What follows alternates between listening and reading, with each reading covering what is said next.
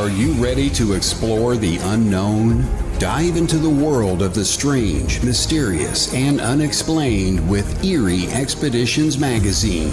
Each issue is packed with spine-tingling tales, cutting-edge paranormal investigations, and exclusive insights into hauntings, cryptids, UFOs, and more. Whether you're a seasoned investigator or just love a good ghost story, Eerie Expeditions magazine has something for you. Join our growing community of truth seekers and adventure lovers. Subscribe today at EerieExpeditionsMagazine.com and unlock the secrets of the supernatural. Are you ready? That's EerieExpeditionsMagazine.com, where the extraordinary is just a click away. Dare to discover.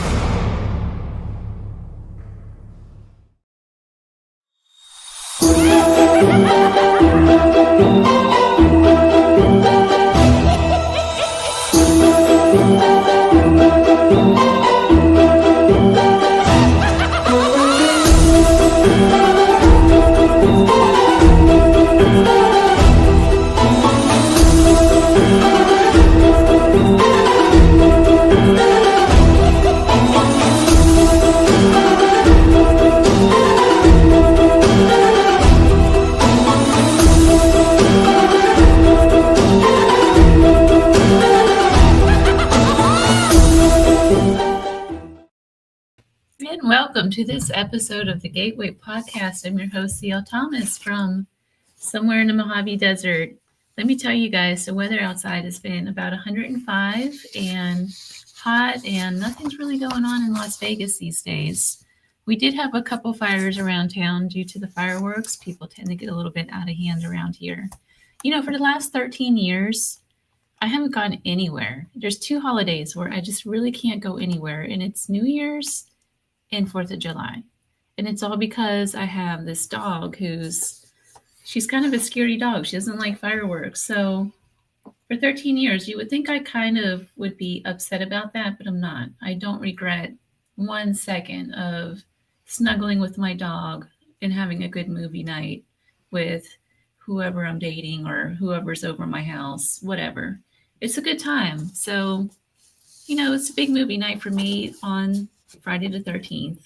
I did have a few friends over. I snuggled with Reese, that sort of thing. But my whole weekend was really good. I don't know how everybody else's was. I saw a lot of stuff on Facebook over the weekend. A lot of floodings going on out there. Seems like a lot of negatives in the world right now. So my guests tonight, they're going to bring on some positive energy. I can't wait to have them on. So stay tuned for that. But just wanted to tell you, I went to a couple pool parties over the weekend, probably 2 different pool parties, which that's my thing to do when it's hot. I hang out at the pool. That's kind of a Vegas thing, actually. So it's too hot to be outside, so that's what we do. We're in the pool, in case you're wondering about that.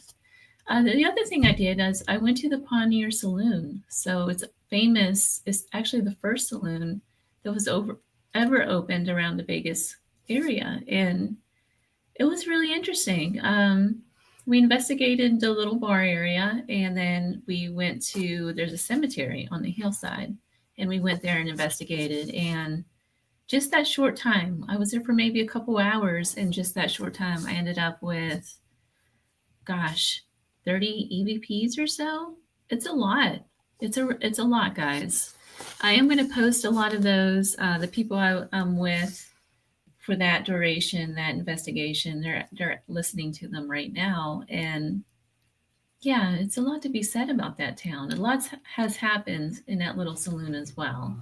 So aside from people like Ghost Adventures and stuff like that being there, there was a movie star that used to hang out there, and I forget his name. His stool is still actually there where he used to sit.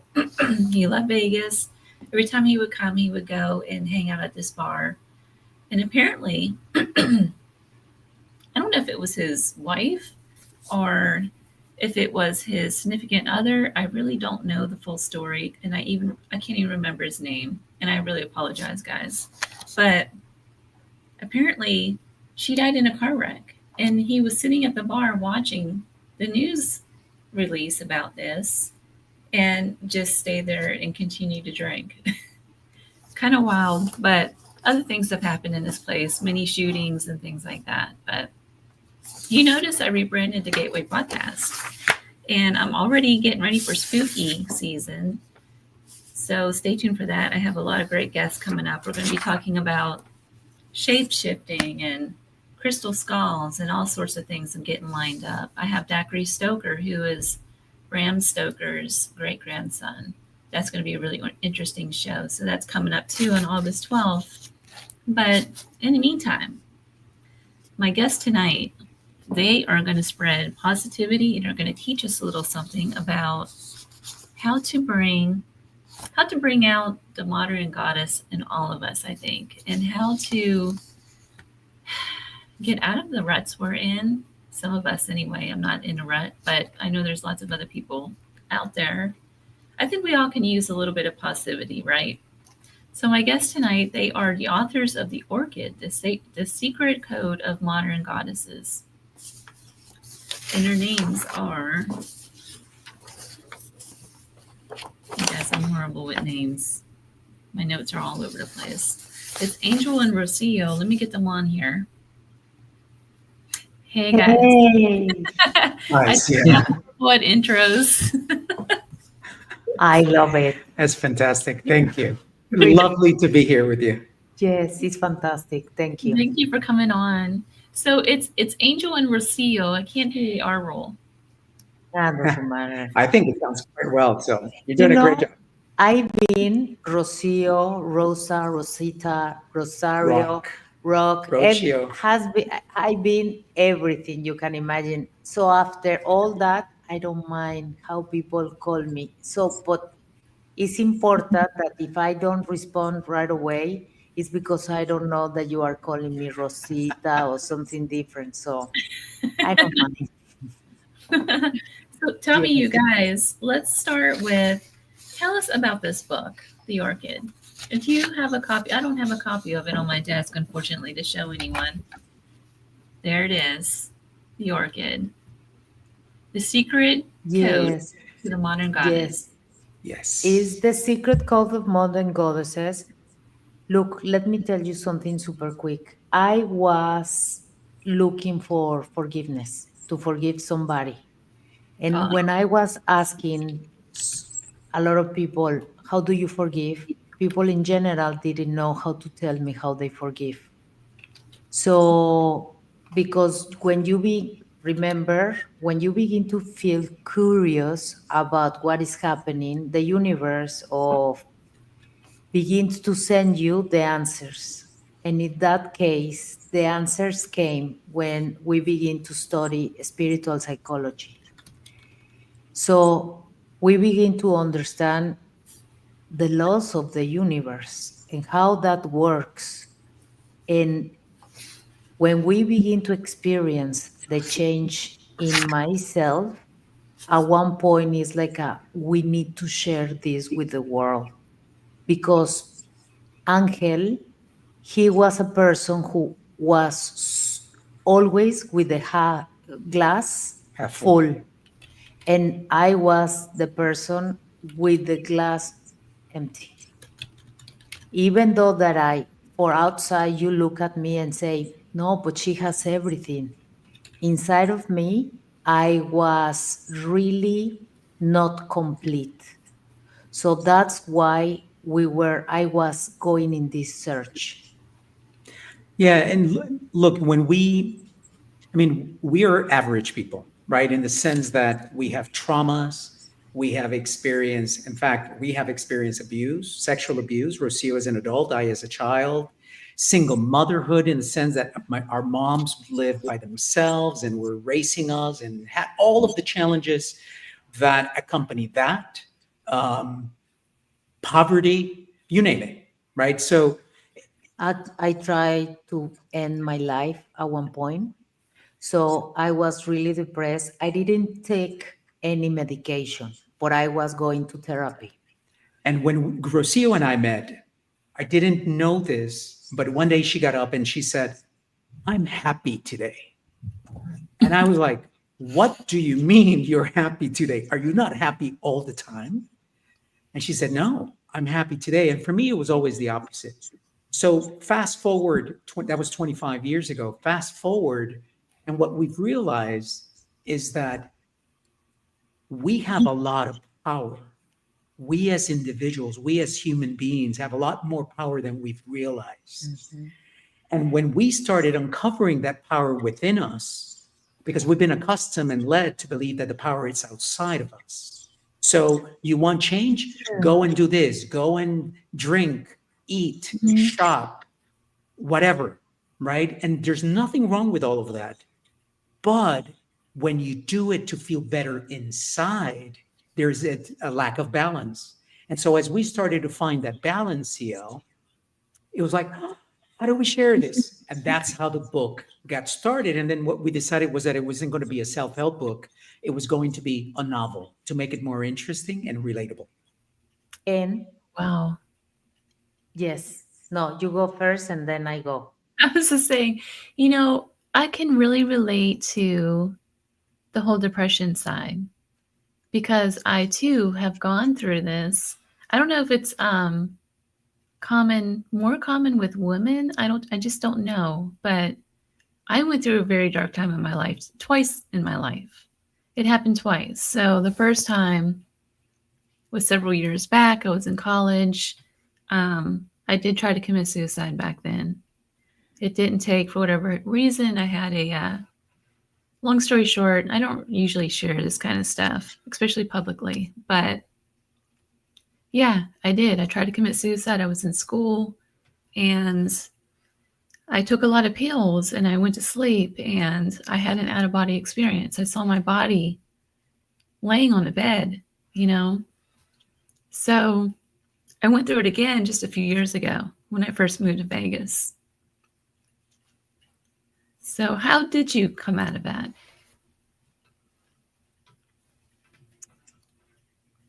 First of all, thank you so much.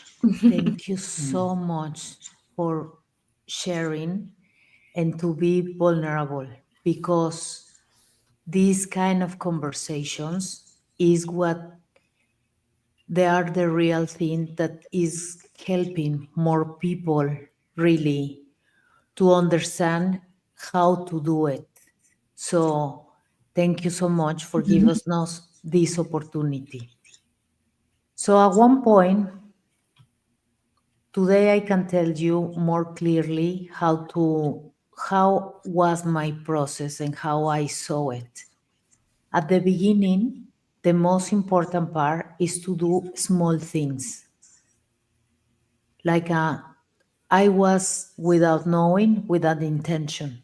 And it's like today is gonna be a good day. So I put the right foot in the floor out of my bed, and was all only the small things that keep me going, even though the universe was showing me that loved me, but I was not fully in understanding to see it, because I didn't know at the time was all these ideas that I was carrying in top of me.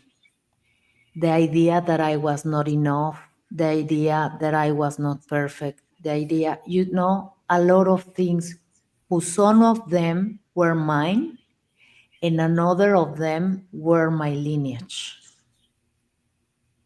So here I was growing up for a place of a lot of, in my household, my mother, my grandmother, and more, they came from a family where a lot of sadness and depression was the normal. So my mother passed away when she was 48. So I stayed alone when I was 20.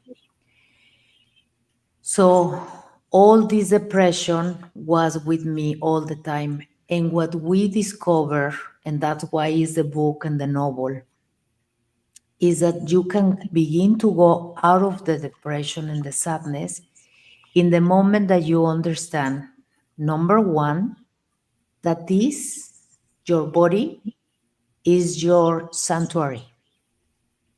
And it's very important to say out loud, this is my body, this is my sanctuary, and nothing is gonna enter. So that's like the number thing to understand. Then in the book, we begin to talk about 5 lessons who are super important. Awareness. Do you want to say more about awareness? Awareness, the way we see it, is it's really to step out of your body and to look at yourself and to observe it and say, why does Angel say the things that he says? Why does he act that way? Where does it come from? That sometimes is gigantic, just to be able to observe yourself and decide whether you like what you see, don't like it. And of course, if you can take it to the final step, which is, do you want to change it if you don't like it? Because if you decide that you want to change it, then all of a sudden help shows up. And it shows up in different ways. Sometimes it's as a person, as a book, as an experience, as an intention. So that's awareness for us. And we go into depth in the book with that. Yes, to talk about limiting beliefs. That Oh, is yeah. really is Yeah. Big very one. important. Yes, we need to understand our limiting beliefs who we've been implanted. And then we talk about energy and where the energy goes. Is a chart that we have there. It's called The spectrum of of inner inner growth. growth. And this we show what is survival and what happens when you begin to have curiosity. And then when you begin to apply awareness and then gratitude, forgiveness, acceptance, and intention, and takes you to love. And the most important is in the book, we try to explain how important is to really love yourself fully, because no one knows better what do you want than you. So it's really to try to have a connection with ourselves. So in the moment that you begin to have this awareness and you begin to see yourself, then through exercise is this connection to remove the pain from inside our bodies. Mhm. So I used to have a lot of pain here in my throat because I was not able to talk and to express myself. So I was feeling the choke of here. And of course, I give that choke a voice to talk and to begin to understand where was the energy in the body. It's super important to understand ourselves too. Where is the energy and for what reason we feel what we feel. And little by little, you begin to transform. That is the real alchemy that we can do, really, is to transform something that is very painful to something that doesn't have any power over us anymore. That's interesting. So in this book, when you develop all the characters, how does each of your own inner work and life experiments come out in that? I'm sorry if you hear coughing. That's my dog in the background. It's better to have. As long as he's okay Reese. or she is okay. She's like 13 and a half and she's really old. Oh, darling. Baby. CL, the characters are us. We wanted to say so much, right? And what we found is that we have been telling stories for a long time, millions of years, but at least thousands of years, right? And we have been sitting around the fire for that amount of time. And so we wanted to tell it as a story, as the story of just like, did you hear that so and so did this, this, and that? Because when you do that, it kind of becomes conversation, not a let me tell you the things that you really should do to fix your life, right? Which no Right. one wants to hear about. We put up a wall immediately, no matter how well meaning that might be.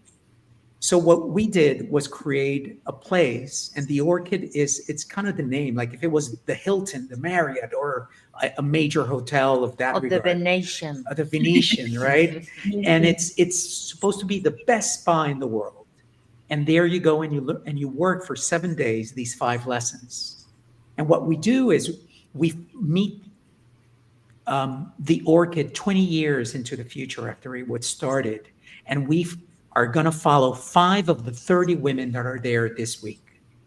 And the 5 of them bring different characteristics, all representative of, well, certainly Rocio and I, but certainly most of us who are listening. There's one that is on the top of her game, doing really, really well. And frankly, the only thing she sees is the glass half empty. She's angry all the time. She's like, this is not enough. We got to do more, right? So you have that Mhm. person. She's telling her lies all the time. Yeah. There's another woman who is divorced and has been so for about 5 years, but can't get over it.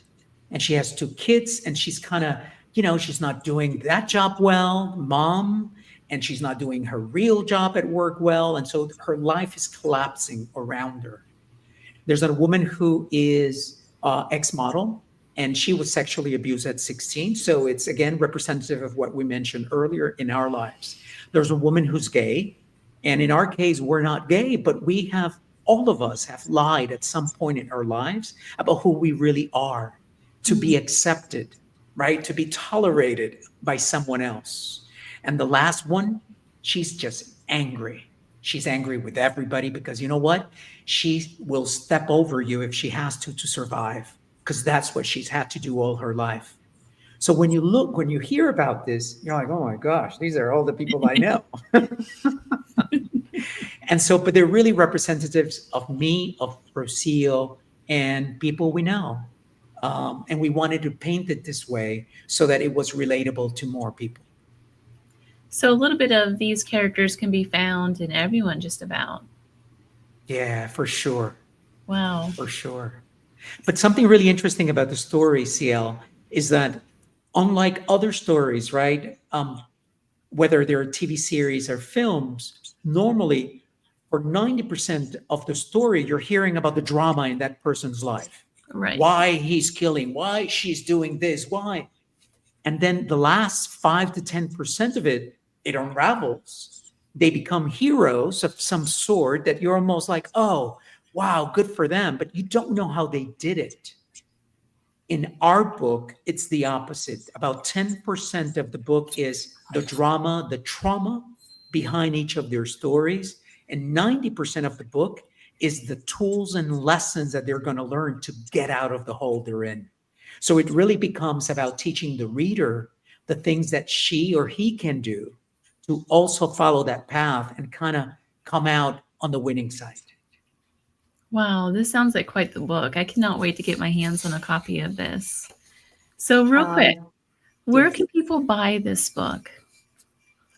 It's available in English and Spanish in Amazon and all the platforms that you can buy a book is in audio and electronic and physical in hard copy or soft copy, Yeah, wherever. if you have Spotify Premium, you can listen to it. If you Yes. have Audible, it's available on Audible. So pretty much everywhere. And in most major bookstores, you can go and order it and they'll deliver it in a few days. And it's been out for about a year and a half. So you can go to Amazon and look at some of the reviews that people are leaving behind. And what It's we're got hearing is, Use. yeah, That's why I yeah. kind of wanted to have you guys on and talk about it because it really seems like it's picking up speed. Do you guys have Yes. a podcast too, right? What we try to do is at the end, it's not about us, it's about the reader, it's about how we can share the tools with more people for more people to feel better about what they are living, the experience of life that they are creating. And that's why is so important to really see the examples of the character for people to begin to grab whatever they need for their life today. So is again is putting this example for a lot of people to see how do you resolve different issues. Because sometimes really I was reading a lot of books and they don't tell you like the soft things, the innuendo, the feeling that you need to have for resolve it. So it's very important. You can gain that with therapy and courses, but if you are in the common in your house and you want to read the novel, you can do the exercise and begin to do all your rituals really to release and release, because when you begin to release, and we explain it in the chart, it's like you are heavy and you begin to go more lighter, like water. From ice, you begin to go a little bit more like a Vapor. vapor. Yes. Something like- worth mentioning. I'm sorry, please. Oh, just like alchemy. Just like alchemy, without a doubt. And you know what I was going to say, I'll say it because it's very much in line with that. I'm sure your audience is well aware of the esoteric, of the paranormal. Oh, The yeah. only reason why we call it paranormal is because we don't understand it. Because Right. it's so alien to us that we have to call it different. But the truth is that we are that, right? Within us. I mean, our bodies have the ability to heal by Mhm. themselves. If you don't call that magic or paranormal, what is it, right? I mean, we probably have lost so much of that throughout our existence by denying that it exists. Because they kill us. Right. I mean, women, right? If we Intuition. do it, if you are a little bit magical or you have an intuition, You would be really, burned. it's like, no, let's kill her. Right. Yes. So now it's safe. So, but in terms of evolution, we've put that down, we've hidden that so deep within us that now we're opening the doors again, and it'll just take a little bit of time. But in a way, what we are suggesting in our book, it's no different. Because what we found is that when you really go deep into these 5 forces, they're forces: awareness, gratitude, forgiveness, acceptance, and intention. It's like you become magical. When you are intentional in your life and you let go of your past and you're no longer carrying the burden, the trauma, the pain, The history. the history that has brought you, your family, the lineage down, you become super powerful. And that is just really, really exciting because more people are finding it. And I think that's what they go through. And that's what they find when they start reading the novel. They're like, what do you mean I'm more powerful than I've realized? It's interesting because my audience is primarily paranormal, but I do have a lot of like psychics and things like that on here as well. But I really thought you guys would be good guests because you're right, everything is energy based. And so you, as far as like the collective conscious, what I like to think about when you start doing self-awareness, where do we fit in the grand scheme of things and in collective consciousness? And with some of these fields, you tend to, like paranormal, for instance, right now, there's just so much negative in it right now. There's a lot of hurt people. There's a lot of people running over people, like you said, to get ahead. It's a lot of backbiting. It's just a lot going on. And a lot of people are using that energy for the wrong reasons instead of trying to see hope for end of life situations and to kind of see that we are more than our physical body and that we can do healings and things like that. I think the message has really gotten lost, I guess is what I'm trying to say. I totally agree with you. And that's why that took me 30 years to find the answers. Because believe me, my mom died when she was 92. And now we can have this conversation. In 92, only a few people were able to really have the conversation. That's why she died for depression, and she didn't have any tools. And today, this is the kind of book that I wish I have for her to read and to for us to really heal and transform the energy to, yes, was horrible and difficult what happened, but that doesn't define us. Right. And that's what's important. Is the most important, and to understand that the really to love, the most important love is to love ourselves. So in the we've been conditioned to think that, remember, you have two options: to focus your attention in the glass empty, or you focus your attention in the glass full. When you focus your attention in the glass that problems, no hope, is difficult, and we continue to be in that energy. In the moment we focus our attention to hope, love, creativity, joy, and abundance, in that moment, your heart is begin to send that signal to the universe and begin to give you that experience of life. But it's very important to say, this is my temple, and nothing that is not love is going to come inside. May I say it differently? The same Yes. thing differently? The moment that I started to look at me, at Angel, this body, at this thing that is Angel, as a bank of energy, my life changed, right? Because I wake up every day and it's full. I rested, it's 100%. And so some people is the middle of the day, some people is in the evening, depending on what type of person you are. But at some point, you are 100%. And then you have this really big, important thing that you need to do today. And you go and you get on your car and you go do it. And then someone parks in the parking spot that you're about to park, right? And some of us, and it all goes to hell from there, right? Because all of a sudden it's like, how dare they? And this and that. And so what did you do? You gave that your energy. But now I'm much more aware.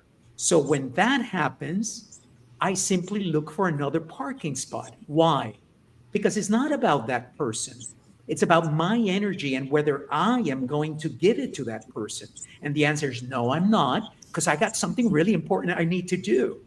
And so you become more conscious, and this is where awareness, it's truly, truly important.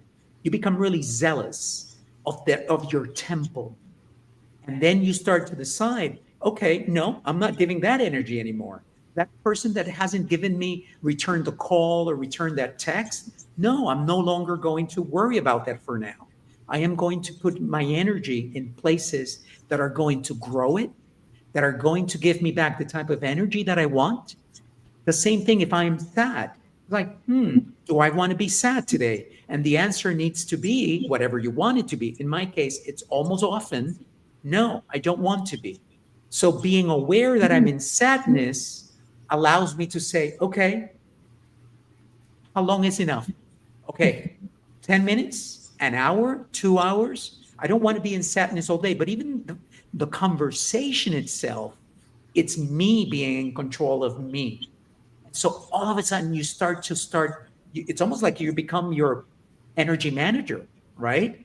And Right. it shifts a little bit, and then it shifts a lot, and you become really, really, really good at it. My best example, and I'll stop after this, it's the movie Matrix. In the beginning, right? The bullets go at Neo and it hurts him. By the middle of the movie, the bullets he kind of misses them, but they still hurt him a little bit. And at the end of the movie, he just puts his hand up. The bullets don't exist because he made it so. In his mind, this is no longer going to hurt me. And I believe that if we start thinking of ourselves, this really powerful thing, being that has to be protected, and that there are tools to do so, we can make significant changes in our lives. That's interesting. What is your suggestion when we go through our day-to-day lives and we meet all these other people? Now, we might be in a good place. Like, we might learn all of the techniques to better our own energy and work on ourselves. But then we're in connection with people all day long who that might not be the case. More often than not, that's the case. So how do you suggest? Look, that's why we put it in the novel. Everyone is doing the best they can with what they have. And some people, they don't know better because really they don't know better. They think that screaming and being hurtful is the way. But little by little, they used to have a lot of power in me, and now they don't have any power on me. So I understand that they can scream at me, say anything they want. It's not about me. It's about them and how they feel about themselves. So in that moment, when I begin to understand that, for me was, it's not me. You see, it's them that they have a bad day. They don't know how to regulate their feelings. They didn't read the book. So They didn't read the book. they didn't went to the seminar. They didn't want to get to know themselves, because the secret is know thyself. Can I add to that? Yes. One of the things that I've seen in Rocio and certainly in me that helps, and it becomes this shield, like, I don't know, Captain America shield, like literally a shield, Bubble. is heal the wounds inside of you. Because what it is, these people that are all around us, sometimes they carry salt. It's a mirror. Right? And they just throw salt at you. And the salt falls in the open wound. And then all of a sudden we react. And we react sometimes not because of what they're telling us, but because what it reminds us about our lives when we were 6 or 12 or 16. And when my mom screamed, or when my father didn't pick me up and hit me, or when my little, whatever. When I was scared. When I was scared. And so when we heal our wounds, and by healing wounds, I don't mean they disappear and you forget about them. They're there, but they're healed. They're closed. They've healed. And so when the salt falls, they close. The wound is now closed. I used to be an open wound. So I was walking around the world like an open wound. Yeah. So every time, if somebody doesn't call me, right away I was, probably they don't like me. I'm a terrible person. You see, I was telling, no one has speaking to me the way I speak to myself. I was my worst enemy. I began to be my best friend until 3 years ago. So for first time, I was like, can I be nice to me? And it's, yes. So in that moment, I was like closing all the wounds that I have with my father, with my mother, with everyone you can imagine. And that is an example. We put several examples in the book for people to work and to begin to understand that it's not about them. It's about us and how we can In the moment you heal and the moment you begin to feel better about yourself, Everything changes. everything changes. My glasses, my eyes were always empty. Nothing was enough, even though that I was in the paradise. No, because neither I can see it and neither I can feel it. What? But then change. And now it's doesn't matter where I am, like you, having fun the 4th of July, you know, Mm, fun because I'm my best friend today. And oh my God, now I can explain it to my daughters too. How to do it, how they can feel better about themselves, how they can take risk. You know, it's like we don't have any stop. We can go for wherever we want. And the best part is if you are better, we all are The better. collective is better. yeah. Yeah. So Yeah. I think that's that's the why point, it's so right? important. Yeah. Yeah. Yeah. So in your book, with the five different, there's five of them, right? Yeah. The five core themes: Yes. awareness, gratitude, forgiveness, acceptance, and intention. Um, can you talk a little bit about two of them, the forgiveness and awareness, and how those are wrapped in those, how I guess the themes unfold within the story? May I? Yeah. We look at those five in three stages, right? The first stage is, as we mentioned, is observe yourself. There's a scientific exercise that was done in a laboratory experiment in which there were. I'm going to do a bad job at explaining it because I'm not a scientist, but I'm going to do my best. And it's they were firing photons, essentially electrons, right? And when no one was inside the room, they went on a straight line. The moment that someone started observing them, they shifted. They were no longer traveling on a straight line. That's what happens with observation. The same can be said. I don't know if you've been around children and all of a sudden they act one way when you look at them and they act a different way when you're not looking at them. The Yeah. same. Observation changes. So when we observe ourselves, that's the doorway into making changes in our lives. It's a good thing. Now, there's a critical element for everybody listening. Don't judge. You're just observing. Important. Do not judge, because in the moment that you're judging, you're putting this negative, low vibration into it. Oh, how dare you? That's stupid. Whatever it is, don't do it. Just observe it. And if you can, add a piece of love in there. Add a little bit of dosage of love, because love fixes everything, right? That's the most pure energy and most high vibration that there is. And so if you can apply it into everything in your life, it'll be better. So the first stage is become aware. And then as you go through that process, if there's something you want to change, we invite you to try the next three lessons: gratitude, forgiveness, and acceptance. And you didn't ask about gratitude, but I'll mention very briefly. In gratitude, what I found, if you're heavy, like really heavy, sad, depressed, Eyes. yes, you're just like, oh, I don't want to be this right now. Start and you're in a room, it doesn't matter what you see, start giving thanks for that. I give thanks for the thermos that holds my coffee. I give thanks for the television in front of me. I give thanks for the computer. It doesn't matter what you're grateful for. What matters is that you enter into the vibration of gratitude. It is powerful. That is why we've prayed for thousands of years. That is why we have done all these rituals, thanking our ancestors, etc., because gratitude is extremely powerful.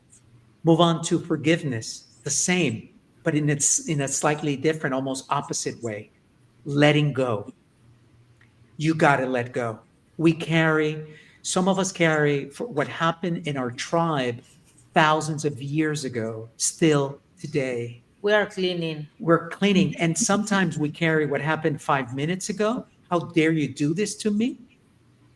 And what I've realized, and going back to my example about managing energy, I don't see forgiveness as something I do for someone else anymore. And I read about that all the time, but I never really experienced it. I see forgiveness now as claiming back the energy that I need to do the things I need to do. So I do forgiveness for myself. It is a gift I give me now that I understand that when I do it, I am more powerful than I was a second ago before I did it. And then acceptance. We go through life fighting everything. And we know people that do that. I used to do that. You used to do that. Ooh. The moment that you decide that I'm no longer going to fight it head on, but I'm going to find a way around it, it changes the game. It's like two football players hitting next to each other. It causes harm, you know? But all of a sudden, if you start going around it and you're the runner and you're the runner back and you're finding the holes to go in, all of a sudden, that's how life. You are in the flow. Yes, you become flow. You become essence. You become acceptance.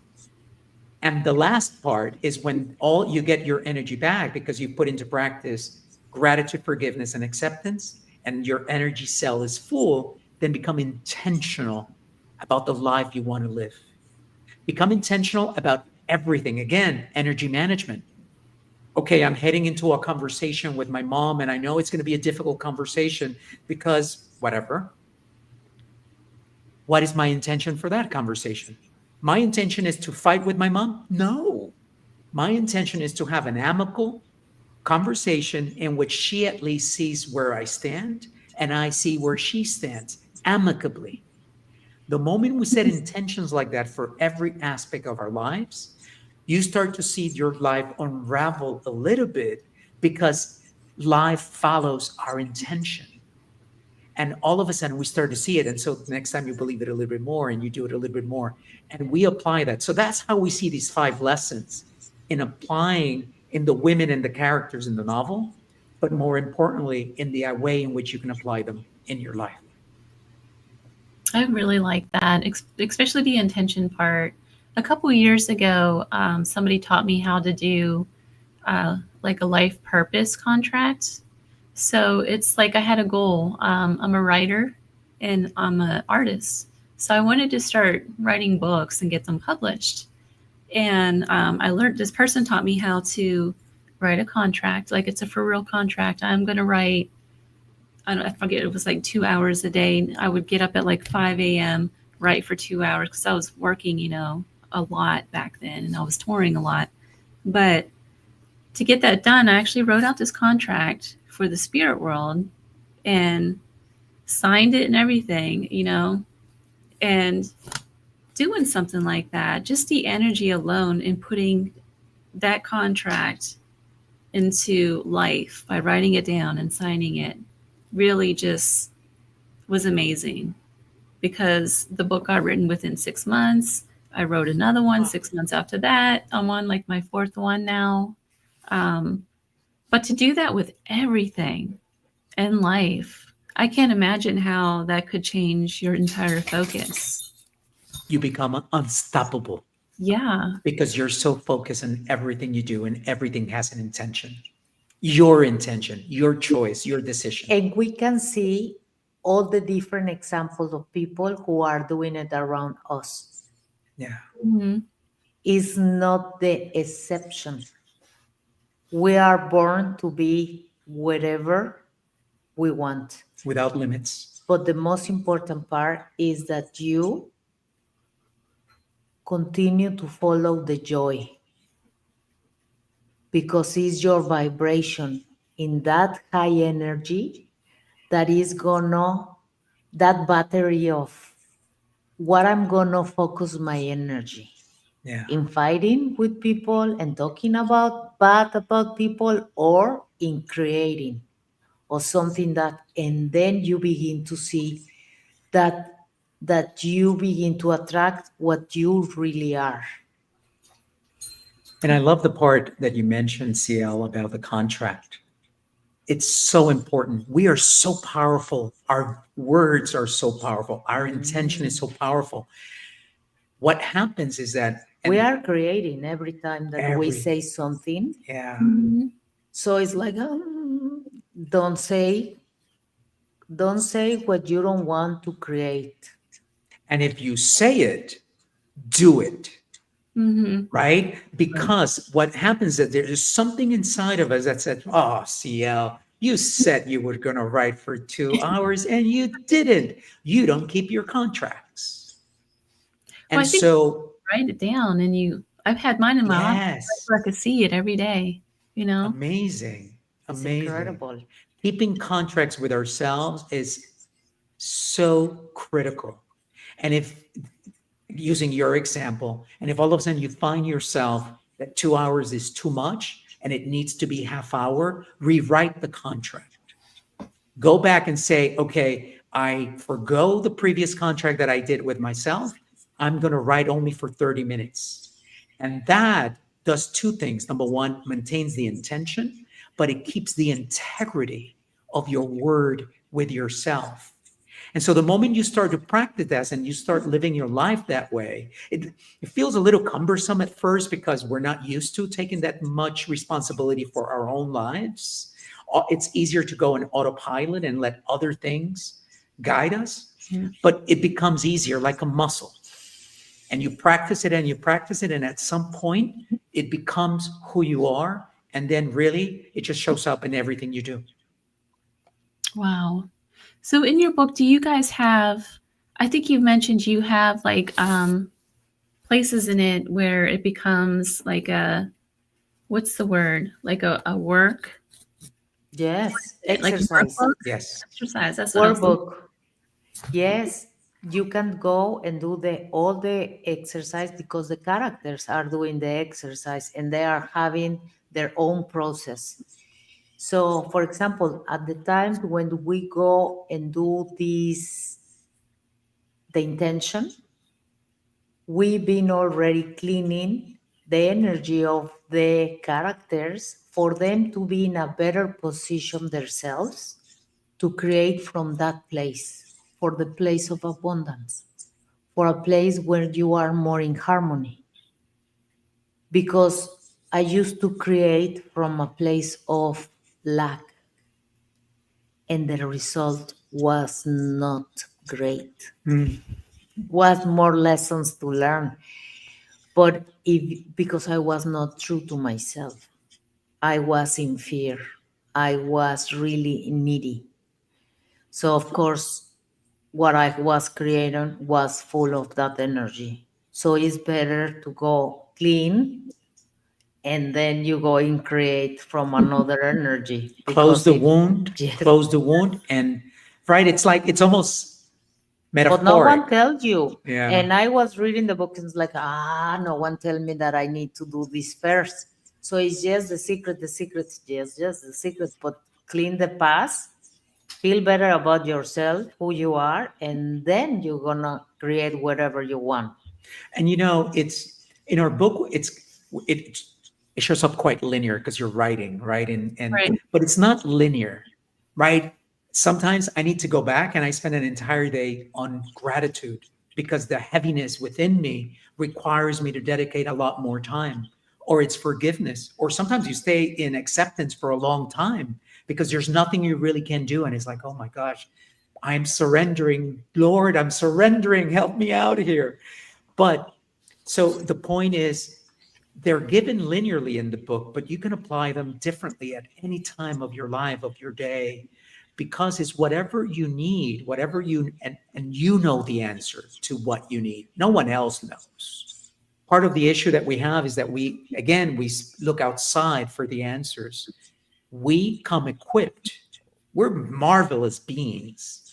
We come equipped with the answers. It's almost like this is really a search, right, within us for that answer. We have the clues, we just follow. And so in the book, we have different exercises. There's a great exercise, CL, and it happened because Rocio went through it herself. We call it the blue tape exercise. And the blue tape exercise is Rocio was looking for a way to explain the audience in this retreat that we were all that she had cleansed in her life before. You want to talk about it? and I begin to write in every tape And pieces of tape. all the challenge that I had. So I put it in my body and I begin to tell the story how I was my challenge, and I remove it because that challenge doesn't define me anymore. And neither this one, and neither this one, and neither this.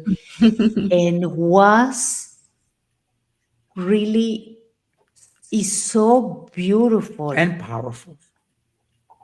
to understand that in the bottom were incredible. Yeah. Wow. And nothing defined me. So, and I begin to relate myself with the world from that place. And the place and the world react different. Has been absolutely amazing. And I want to share with everyone in the world to have here together a party. So, can you talk a little bit about? I know you probably already mentioned a whole lot of it, but what is the secret code? Hmm. The secret code is to be free Okay. The and create yeah. whatever you want. Really. The secret code is apply these five and go and have a fantastic time. The secret code is the power that we carry within and power that can be accessed. But I'll tell you, at least from my point of view, my experience was that when I really unraveled the power, the serenity, the energy that I have now, it's when I aligned 4 points in me: my thoughts, my words, my emotions, and my actions. Before then, they were firing in all different directions. So my energy was being wasted. You Mhm. know, it's like having a car where the engine is kind of right. That's how I was going through life. All of a sudden, I now know, how much time I certainly used to, but how much time do many of us spend trying to correlate the lies that we say, right, with our actions? Oh my gosh, who did I don't remember who I lied to, so I need to be careful, et cetera, et cetera. That's wasted energy. And it's wasted energy that is taking and is distracting you from doing whatever it is that you really want to accomplish. And all because of fear of not being liked or whatever else. The point is not judging here. The point is recognizing it. And like, oh, I did do that. And when I said, I'm not going to do that again. So, for example, it's funny, the other day, one of our daughters said, Dad, you've always done everything you said you were going to do. When it comes to them, I'll pick you up or I'll do this. And if I can't do it, because that was a contract, I would go back to them and say, girls, I can't do this. I'm busy or something else came up. Is that okay? Yes, of course, Dad. All of a sudden, I don't have a contract anymore. I'm still integral in my energy.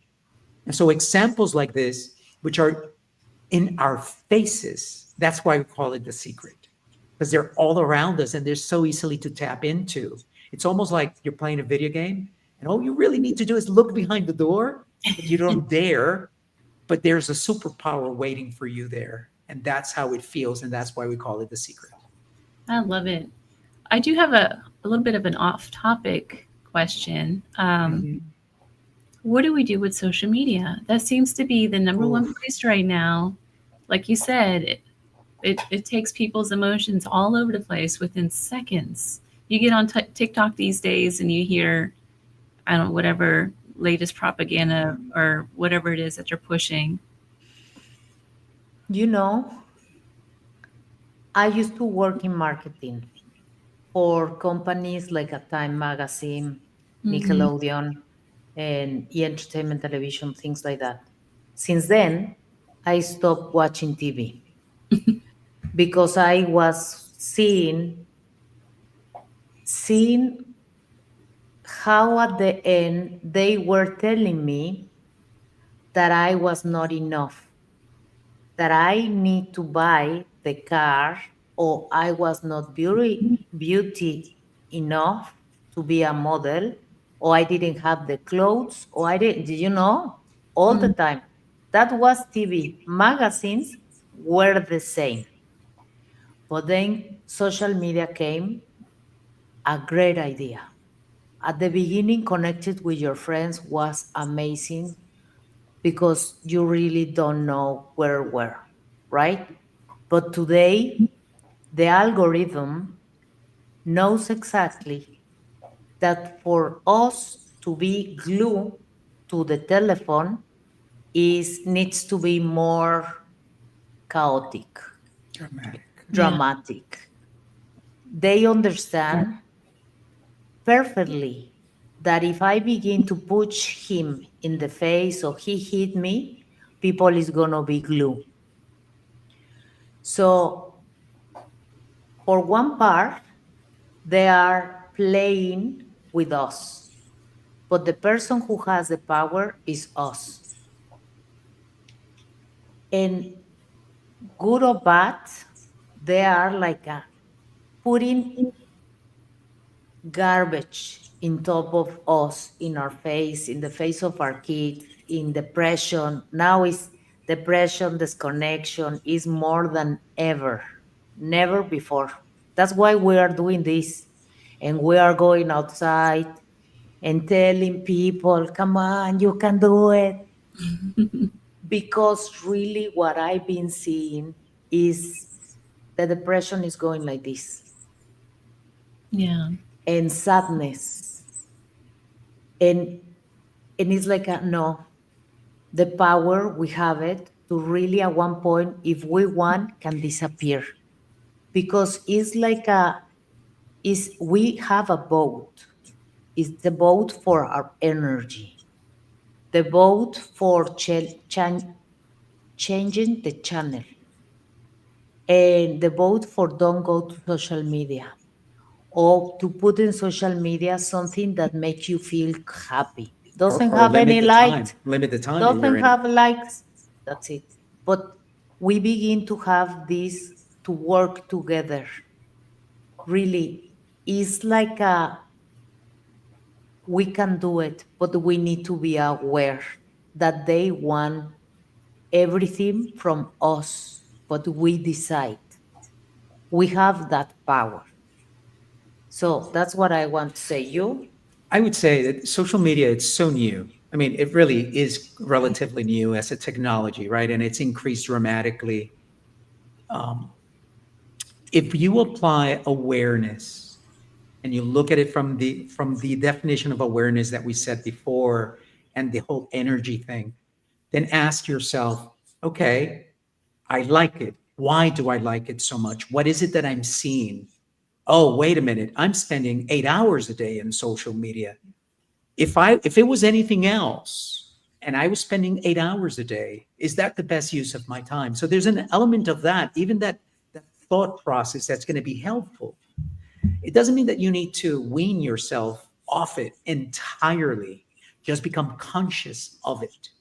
If on top of that, you add the people who are behind this. I mean, there's a lot of documentaries out there now that suggest that the people who are behind it don't even let their own children on social media because they understand the impact that it has psychologically, developmentally. So if they don't put their children, why am I letting my children? And so that element, it's really, really important. And let's not forget, It's real. it's real, and we're competing with it with now a machine.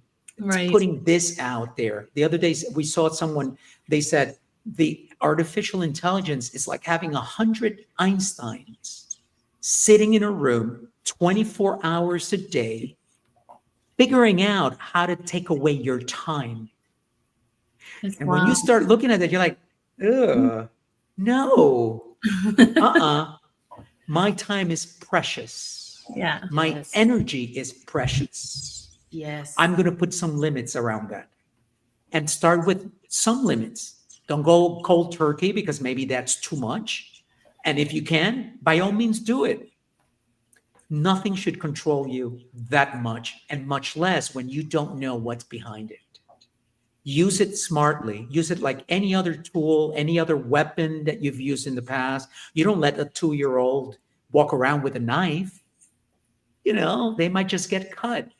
The same is with these tools. They're powerful and we should treat them as such. It's the whole AI phenomenon that's going on right now. It's amazing some of the stuff that's getting out there and what's happening with AI. Just today, from my day job, I sat in a meeting. It was a legislation kind of meeting, and they were coming up with some bills to introduce to the House of Tennessee next year because some of the insurance companies are using AI to downgrade codes that they use, the billing codes, Yes. so that they don't have to pay as much.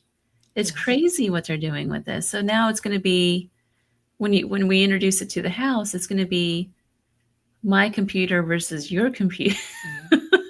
Essentially. It's crazy. But anyway, Now- Yes, topic. that's why. Look, we were really blessed to be in Hong Kong, living in Hong Kong, and then we saw a lot of CEOs of banks. They know how to educate the kids, and it's like a curiosity. No one is gonna come to teach you. You need to teach yourself. So, and then because I didn't grow up like that. I grew up like shut up, you don't count. We never gonna listen to you, like many stories, okay? And then I begin to see how they were training their kids to belong. It's like you belong in the table. And it is this And discipline. and discipline really creating that no, you need to sit down to create, you need to do this. And it's like this was very important for the kids to experience that they have the power. So here we are trying to tell everyone in your audience that who has the power? Themselves. They do. Every one of us. But they don't teach us. Because if you don't teach people, you can control them. Mm-hmm. Yeah. So it's better to. The other day I was saying something like the pueblo salva al pueblo. How you say it? The people save the people. So it's like we need to work together to really understand and to hold the space for others to arrive. And that's why we did the book. Because no one who is in survival have time, money, and clarity of thinking to really understand the big picture. So that's why it's like you can listen the audio, but get it. Understand the big picture, because then you're gonna be in control. And that's the most important part, that you understand. And then you decide, don't believe us. Is believe in yourself. What do you are saying to yourself? And that's the most important. Well, Rocio and Angel, thank you so much for coming on tonight. I really appreciate it, and I'm very honored to have you on. Can you hold that book up again and tell us where you can purchase it, and where do people find you guys? You can purchase the book in every major platform: Amazon, Apple, Audible for the audiobook. And you can also visit our website. And if you remember nothing else, you can remember theorchidbook.com, theorchidbook.com. And that's where you can go and find all sorts of information about it. Again, this is really a novel that can inspire you to live a better life, that can teach you tools and lessons that can help you along that journey. Well, thank you guys so much for spending the time with me this evening.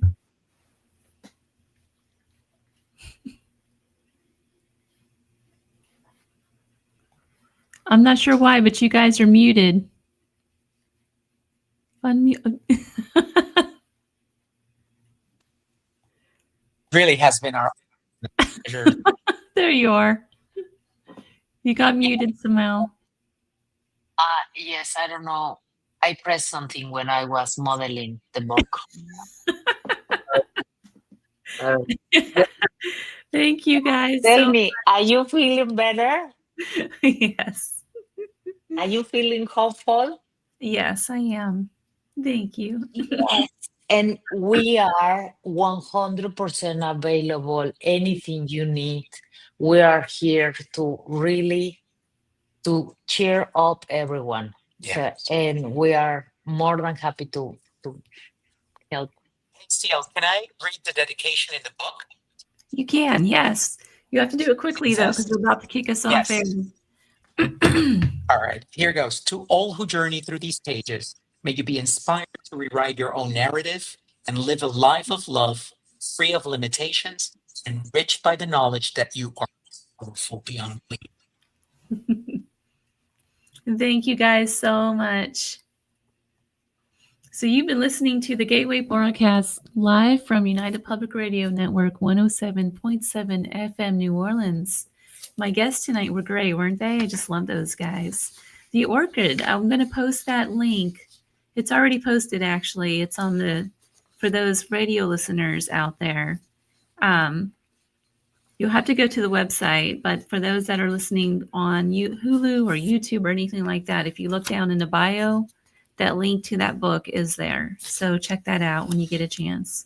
So next week, coming up next week, guys, my guest is, it's a ghost tour lady from New Orleans. Her name is Jennifer Tilley, and she's going to be on with me, joining me to talk about voodoo and some other haunts of New Orleans. And then after that, Sean Kelly joins me again. So stay tuned for that. I'm going to have lots of guests on coming up. If you know anyone that would make a good guest, or you yourself would like to be a guest, one of my listeners out there, feel free to contact me.